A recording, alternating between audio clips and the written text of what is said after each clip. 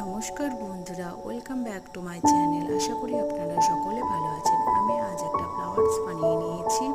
ফ্লাওয়ার্সটা বানাতে আমার লেগেছে 3.0 mm এর হুক আর লেগেছে উলের সুতো।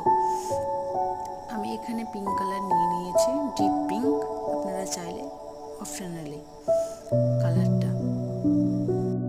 প্রথমে আমি চেন বানিয়ে নিয়েছি, 6টা চেন বানিয়েছি।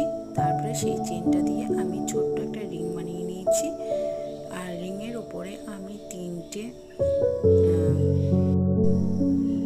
চেন বানিয়ে নিয়েছি, রিংয়ের ওপরে 3টে। তারপরে আমি সিঙ্গেল ক্রোশেটের কাজ করে নিয়েছি 3বার করে। তারপরে আবার একটা চেন দিয়েছি 3টে। এইভাবে আমি একটা পাপড়ি বানিয়েছি। তারপর এরকমভাবে আমি একটা সম্পূর্ণ ফ্লাওয়ার্সটা বানিয়েছি। আপনাদের কেমন লাগলো আশা করি জানাবেন। আপনাদের যদি ভালো লেগে থাকে